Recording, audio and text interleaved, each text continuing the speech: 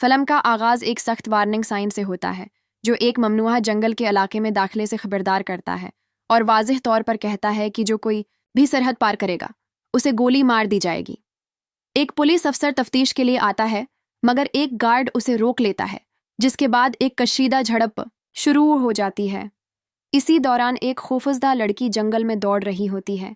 पीछे पीछे एक मासिक पहने हुए सीरियल कलर होता है जो हाथ में हथौड़ा लिए उसे शिकार बना रहा है। वो लड़की को पकड़ लेता है, उसे दरख्त से बांधकर पहले उसके सीने पर चाकू से हमला करता है और फिर एक राड उसके पेट में घूंप देता है। पुलिस अफसर लड़ाई के दौरान गार्ड को गोली मार देता है, लेकिन जल्द ही एक और गार्ड के हाथों बेहोश हो जाता है। उसके बाद मंजर बदलता है और एक दौलतमंद शख्स वाचर को दिखाया जाता है जो पूरे जंगल में छिपे हुए कैमरों के जरिए ये होलनाक मनाजर देख रहा है। दूसरी जानिब संडी नामी एक परेशान हाल औरत, जिसे हाल ही में नौकरी से निकाल दिया गया है और जो कर्जों में डूबी हुई है, जिंदगी की जंग लड़ रही है। जब वो अपने साबिका दफ्तर मदद के लिए जाती है तो उसे बेदर्दी से लौटा दिया जाता है। वो वापस आती है तो अपने घर के दरवाजे पर एक प्रासरार तहफा बाकिस पाती है। थोड़ी ही देर बाद एक वकील की कॉल आती है जो उसे एक अमीर शख्स की जायदाद की नगहबानी की नौकरी की पेशकश करता है। संडी के पास और कोई चारा नहीं, वो नौकरी कबूल कर लेती है और उसे बताया जाता है कि गाड़ी की चाबियां बाकिस में हैं। संडी जब अनजान सड़कों पर गाड़ी चलाती है तो एक अजनबी से रास्ता पूछती है, लेकिन अपनी असलियत छिपाती है। वो जल्द ही एक वीरान और खौफनाक पुराने घर तक पहुंचती है, डरी हुई मगर अपने इरादे पर कायम। उसे इल्म नहीं कि वाचर के कैमरे पहले ही उसकी हरकत पर नजर रखे हुए हैं। कुछ देर बाद वकील उसे असल रहाइश गाह तक ले जाता है, एक शानदार बंगला जो एक गैरमुल्की अमीर शख्स की मिल्कियत है। संडी को बताया जाता है कि यहाँ फ़ोन या इंटरनेट की सहूलत नहीं और कैमरे सिर्फ उस वक्त ऑन होते हैं जब मालिक आता है। जैसे ही वकील चला जाता है, कातिल घर के अंदर छिपा हुआ नजर आता है, जो खामोशी से संडी को देख रहा है जब वो महंगे कपड़े आजमा रही होती है। उसी रात जब संडी नहा रही होती है, कातिल उसके कमरे के बाहर एक बियर की बोतल रख देता है, एक अजीब और गरीब इशारा जो संडी को मजीद बेचैन कर देता है।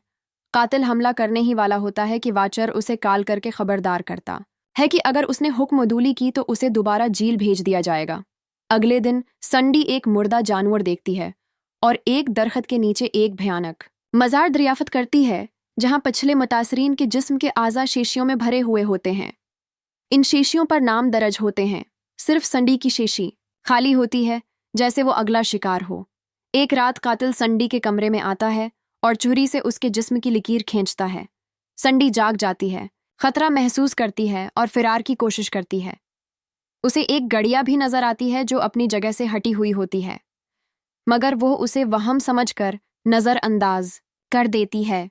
अगले दिन वो नहा रही होती है तो कातिल दोबारा उसे छिपकर देखता है। अचानक पहले वाला जख्मी पुलिस अफसर वहां पहुंचता है और संडी से पूछता है कि क्या वो अकेली है। वो झूठ बोलती है कि हाँ, और अफसर बेहोश हो जाता है। संडी उसे संभालती है। होश में आने के बाद वो इंकिशाफ करता है कि एक खतरनाक सीरियल किलर हाल ही में जेल से फिरार हुआ है और ख्वातीन को कत्ल कर रहा है।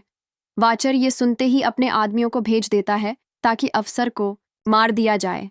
उससे पहले संडी अफसर की जैकेट में बम देख लेती है और उसे निकालकर फेंक देती है। एक शदीद फायरिंग का तबादला होता है। अफसर बहादुरी से लड़ता है और कातिल समेत तमाम हमला आवरों को मार गिराता है। संडी डर के मारे बम कातिल पर फेंक देती है जो शदीद जख्मी हो जाता है। संडी भागती है मगर एक दरख्त से टकराकर बेहोश हो जाती है। वाचर उसे उठाकर एक दरख्त से बांध देता है और मारने ही वाला होता है कि पुलिस अफसर वक्त पर आकर उसे गोली मार देता है और संडी को होश में लाता है। संडी भाग निकलती है और एक गाड़ी में सवार होती है जिसका ड्राइवर मदद की पेशकश करता है, लेकिन दरअसल वही वाचर है जो भैंस बदल कर आया है। संडी बेखबर उसकी गाड़ी में बैठ जाती है। इंकशाफ होता है कि वाचर एक बीमार जहन का अमीर शख्स है जो मजबूर औरतों को झूठी नौकरियों का लालच देकर अपने जाल में फंसाता है और उनके जिस्मानी आज़ा बीचता है। संडी की मौत का सिर्फ इशारा मिलता है और जल्द ही पुलिस के छापे के बास वाचर और कातिल अपना अड्डा बदल लेते हैं और अपने मुकर्रवा काम को जारी रखते हैं। उनका अगला शिकार एक सियाह लड़की होती है जिसे वहशाना तरीके से मार दिया जाता है और उसकी लाश को एक दरख्त के करीब अपने खौफनाक मजमुए में शामिल कर लिया जाता है।